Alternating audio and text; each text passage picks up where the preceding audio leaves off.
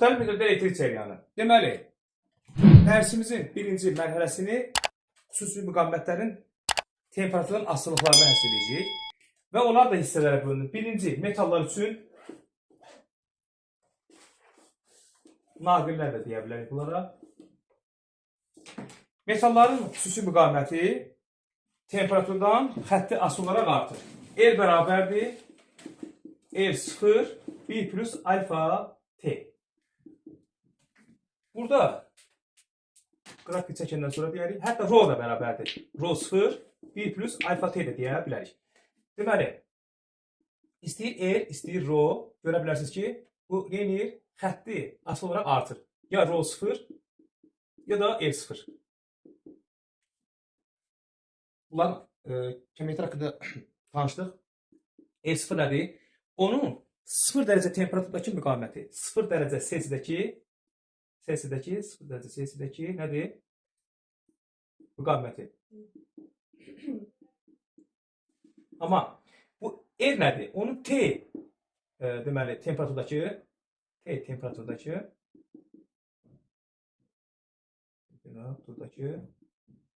müqaviməti. O da R-də, yəni bir sözlə. T temperaturdakı müqavimət R-dir. Alfa nədir? Temperatur əmsalı deyirlər ona. Temperatur əmsalı. Bunun vahidi 1/2-dir. Və yaxud da 1 dərəcə Celsius. Temperatur əmsalının tapılması R minus R0. Təbii ki, bunu biz adi bir mərhələ keçməklə tapa bilərik. R minus R0 bölünsün R0 vuraq T kimi tapa bilərik. R0 bölünsün R0 vuraq T. T necə tapacaqsınız? T də bərabər olacaq. R minus R0 bölünsün R0 vuraq alfa. Gəlin, buna aid bir iki dənə nümunə yazaq, sonra keçək ilətörlərə. Deməli, nümunənin biri belə olsun, yazır.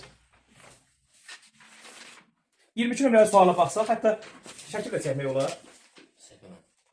Səhifə 72-də 22 nömrəli sualdır. R0500, R800, alfa hanı? Falan. Şəkilin hamısını çəksəm dəqiqliklə vaxtımız çox gedər. Mənə lazım olan sən qurdum. 500-dən başlamanı görə bilirsiniz hamınız. 500-dən başlayır, uzağa getmə. 800-ə getmə. 600-ə dayanarsan. Bura 600. Yəni istəyirsən 800-lə götürək, eyni cavab alır, narahat olma. Buradakı temperatur da var 200. Bu da T dərəcə Celsius. Aha, indi sən görürsən ki, bu 0 dərəcədəki müqavimətində sənin. Görürsən 0 dərəcədəki müqavimət nədir? R0-dır. Elə bunun üstündə də yazdım. R0-ımız var. Bu da R-dir. Bu da T-imizdir. Və sual verib temperatur əmsalını tapın. R çarp R0 R0 vuraq T. R plus R0. 600 çarp 500. O da 500 vuraq 200. Bu neçələdir? 100. Bu da neçələdir? 1000-də 1. Elə mi? Bəli. Ondan sonra yox, bir dənə belə. Bu da elədir 0-dan 1000-də 1. Aha. Bir dənə sual yazacağım. 24 nömrəli sual olacaqdır. 24 nömrəli sual belədir ki,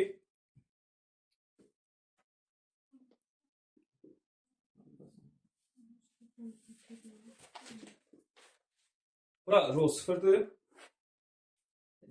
Bu da fi'dir. Burada da t'dir.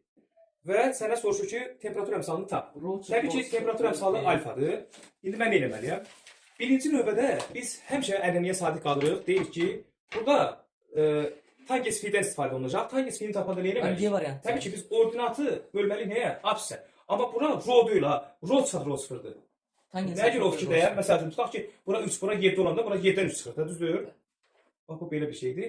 İndi biz tangents fi'dən istifadə edirik. Rho çıxır, Rho 0 böl T. Tangents fi bərabərdir rho çıxar. Rho 0 bölünsün T. Amma rho'nun yerinə nə yazmalıyıq? Orada rho 0 mütəzədə 1 plus alfa T. Rho 0 1 plus alfa T. Bir də çıxılsın rho 0 yazsaq. Burada siz fikir verə bilirsiniz. Mötərizəni açanda rho 0'lar islah olunur. Qalır belə. Rho 0 alfa T bölünsün T. T'lər də gedir. Qalır nə? Tangents fi bərabərdir rho 0 vura alfa. Və buradan da sənə alfa lazımdır. Alfa da bərabərdir. Tangents fi bölünsün rho 0. 28. Deyir ki, 500 dərəcə Celsius temperaturda müqavimət olub 12. Yəni bu T'miz 500 dərəcədir. Müqavimət olub 12. 0 dərəcə temperaturda Müqaməti tapın. Amma alfamız 1004-dür. 4'dür. O 0 dərəcə temperaturu yazmırlar uşaqlar. Sadəcə 0 dərəcə temperaturda olan müqaməti istəyir, onu da yazmaq lazım. Yəni L0 istəyir səndən.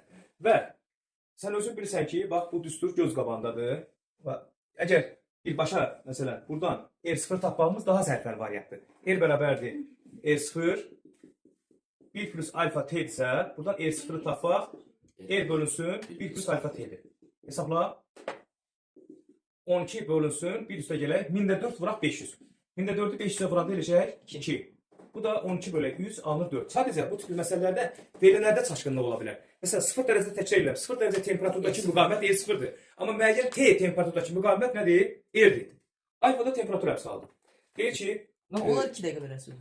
31'i məndə çəkiliş var da, gözləyirəm. 100 dərəcə temperaturda, yəni T1 bərabərdir 100 dərəcə Celsius temperaturda müqavimət olub 28, yəni bunu E1 götürürsünüz. 28. Amma 200 dərəcə Celsiusdəki müqavimət olub müqavimət neçə ohm olar? Yəni erkə soruşulur, amma alfamız var. Alfamız 1004'dür. Erkədə soruşulur. Deməli, əvvəlcə sən nə yazacaqsan? L1 bərabərdir E0 1 plus 36. alfa T1 elədir. L2 bərabərdir E0 1 plus alfa T2 və buradan nisbət götürək. Təbii ki, nisbət götürəndə L2'nin L1'ə nisbəti bu L0'lar gedir.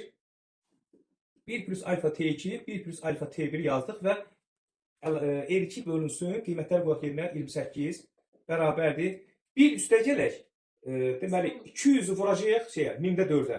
L 0.8'də, 1 üstə gələk 0.8, o birisi 1 üstə gələk 0'dan 1004'ü vururuq 100'ə, L 0.4. Bu da L 1.8 bölünsün 1.4, yəni 18 bölü 14. Bu da L2 ilə bərabərdir. Təbii ki, 14 58 əksər apar geçək, bu da 36.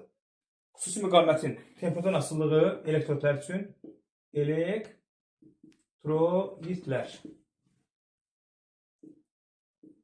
üçün xüsusi müqavimətin temperaturun asılılığı hansı düsturumuz var idi? L0 1 minus alfa t. Rho da bərabərdir. Rho 0 1 minus alfa t. Təbii ki, burada eləcə deyə bilərsən ki, istəyir istəyir yəni xüsusi müqavimət xətti formada azalma kimi qəbul olunur. Xətti azalma kimi qəbul olunur. Aha. Sonra 3-cü mərhələdə biz deməliyik nəyi? İfrat keçiriciliyi. İfrat keçiriciliyindən qabaq yarım keçiricilər də qabağa salmaq olar. Yarım keçiricilərin bunların xüsusi müqaviməti və yaxud da eləcə müqaviməti temperaturdan kəskin olaraq tərs asılıdır. Kəskin olaraq. Yəni o təcrübə nəticəsində müəyyən olmuş bir proses də düstursuz. Eləcə onun qrafiki çəkilir. 4,2. Yox, o şeydədir, ifratdadır.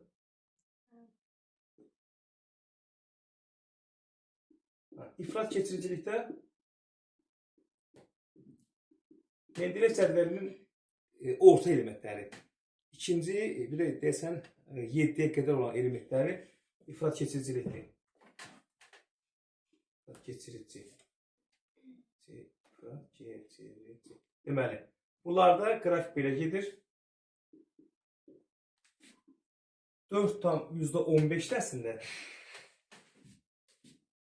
4,1 də yazırlar bəzən. Bax, belə bir təcrübə əsasında müəyyən olunur ki, bu cürə asıllıq verir.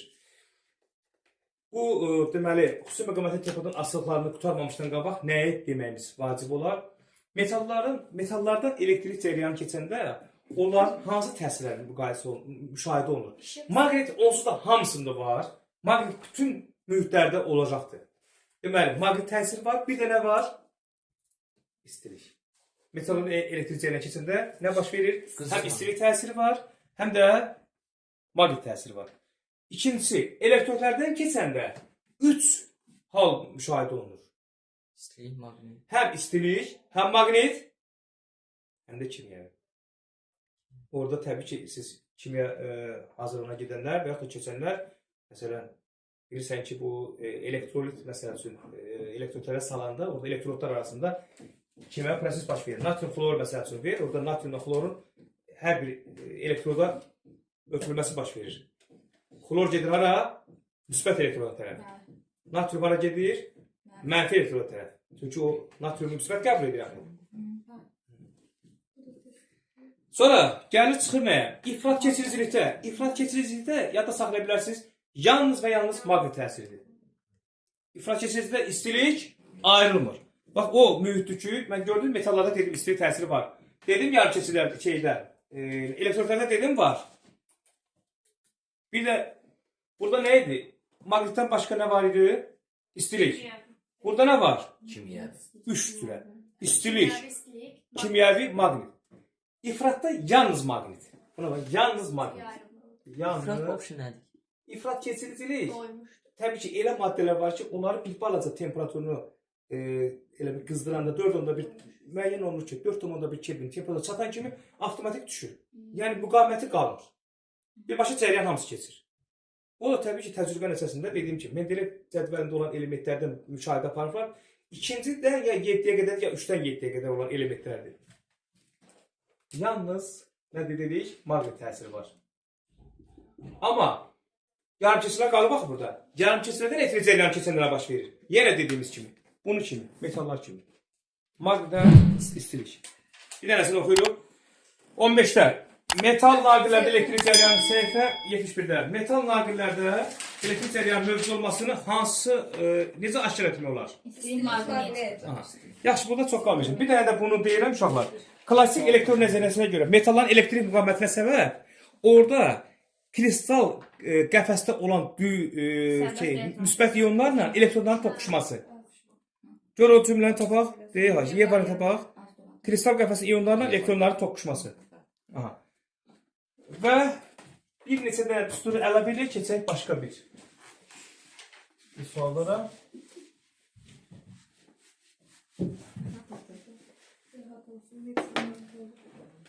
Bizdə uşaqlar cəryan şərtini, bu düsturunu biz sabit cəryan qanunlarında istifadə etdik. Mənim sevim düsturdur. Aha, istifadə edirdik.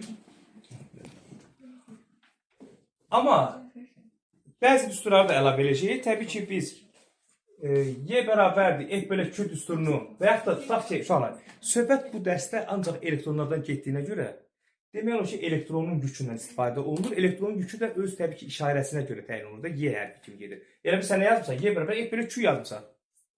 Amma intensiv və gərginlik arasında əlaqə də var axı. Onda nə deyə bilərik? U bölü D bərabərdir F bölünsün Y. Hətta F-in yerinə bəzən EMA da yazırlar. EMA bərabərdir Y. Onda əvəzləyici qüvvədir. Təbii ki, volt amper xarakteristikalarına söhbət gedir və orada da əksər suallarımız artı elektronların sayıdır. Bu bərabər Artı elektronların sayı Və yaxud da M bərabərdir Q bölü Y. və yaxud da İT. I vuraq T bölü Y. Sonra gəlir volt amper xarakteristikaları. Birincisi metallar üçün. Metal. Hamısının ayrı-ayrı. Metal üçün, yəni nadir üçün bizim bildiyimiz narahat olmayın o Ohm qanunudur. Elə I bərabərdir U bölü R-dən. Yəni düzdür. Adı volt amper olsa da, məsələn, hamı fikirləşər ki, birinci volt gəlir. Niyə? U ilə R demək. Nə fərq olur? Elə qəbul olunur ki, I ilə R. I ilə R yox. I ilə U-nun arasında. Amper volt xarakteristik. İndi elə demirlər də volt amper deyirlər. Elə qərarlaşıblar. Sonra ikincisi vakuum diodu. Bunun üstə dayanacağıq. Vakuum diodu. Dərsimizin ikinci bölməsi ilə vakuum diodudur. Vakuum diodu. Təbii ki, birinci vakuum diodu haqqında danışanda deməliyik ki, bunun şərt işarəsi nədir? Hər yerdə var ya.